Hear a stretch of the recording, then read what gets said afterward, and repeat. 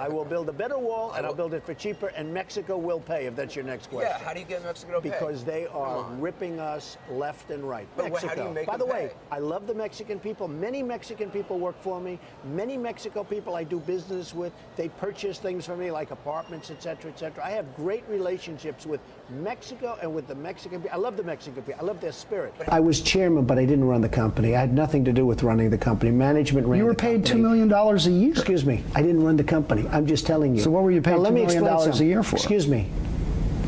Because of my genius, okay? Any concern that being a presidential candidate could be bad for business? It could be. I mean, I really don't care. I get along with the Chinese. By the way, people think I don't like China. I love China. I sold an apartment for $55 million to a Chinese gentleman. China, China, China, China, China. You take China. China. China. I love them. China. China, China, China, China. I have to have my China. Donald Trump, the man who is to society what a whitehead is to pubescent teens. A growingly ugly sight that, despite your insistence it will go away on its own, has to be addressed at some point. Now look, while the shockingly frequent inconsistencies of the man are too countless to delve into without overloading YouTube servers, his response to comments made on the 28th of July do warrant mention, and they allow for a bite-sized look at the consummate arsehole that is Donald Trump. Sorry, that's a piece of corn. We'll try that again. The consummate arsehole that is Donald Trump. Now, we begin at the Democratic National Convention in Philadelphia, where Muslim American Gold Star father Khizr Khan, standing alongside wife Ghazala, gave a stirring speech on his son Humayun Khan. Now, Humayun was an army captain who in 2004 ordered his soldiers to stay back while he advanced towards a dangerous area. There, a hidden car bomb exploded and they killed Humayun, and it spared the lives of the other soldiers. Humayun is now a war hero, and Khizr's speech on his son and the notion Trump wouldn't have let him into the country because of his heritage was stirring, to say the least. Donald Trump, you're asking Americans to trust you with their future.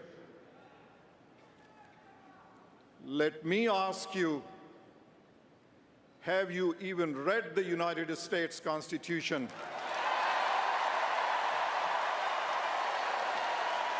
I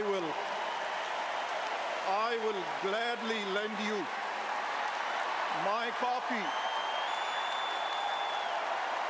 You have sacrificed nothing and no one. Now, of course, if there's something that pisses off Donald Trump more than anything, it's honesty and sincerity. Shortly after, he gave his rebuttal in an interview with ABC News' George Stephanopoulos. Now, let's see how far Donald Trump...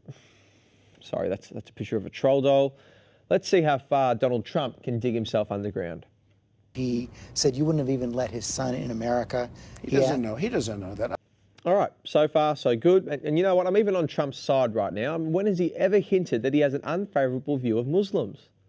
Donald J. Trump is calling for a total and complete shutdown of Muslims entering the United States. But you see that you could be contributing to a demonization of all Muslims in general. Is that possible? No, just the opposite. I really believe it's just the opposite. I have many friends, you know that. I've said it before. I have many friends who are Muslim. I get calls from many people thanking me who are Muslim, thanking me. I have some incredible friends, some wonderful friends. Some are very successful, some aren't.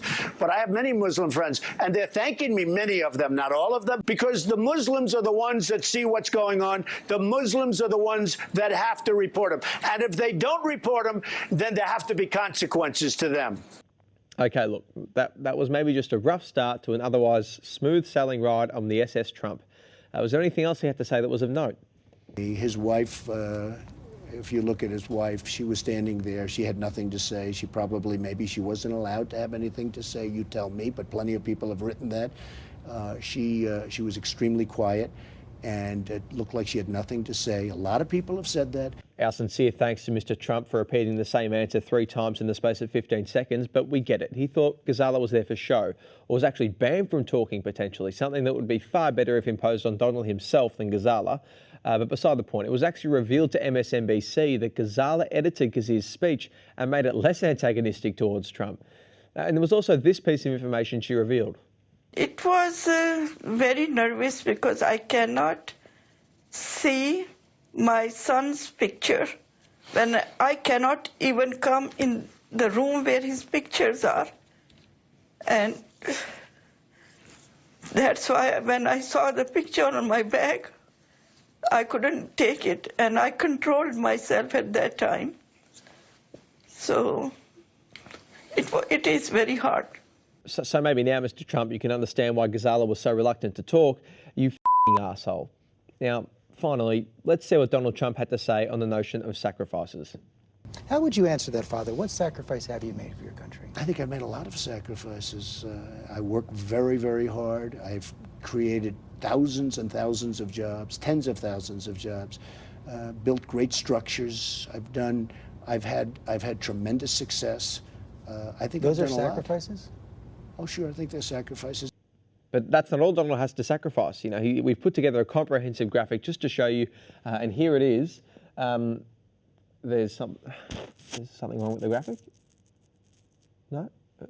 Oh, sorry. Okay, it turns out there isn't anything wrong with that graphic because Donald Trump has sacrificed sweet f*** all.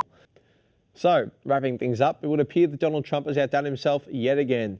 And it begs the question, just why do so many still... Sorry, that's a picture of Biff from Back to the Future Part 2, a man who, in an effort to gain power, embarks on an ill-advised quest that puts the very fabric of the world at risk. But now that I'm saying this out loud to differentiate Biff from Donald Trump, I realise, what's the f***ing difference?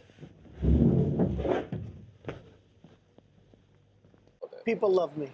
And you know what? I've been very successful. Everybody loves me.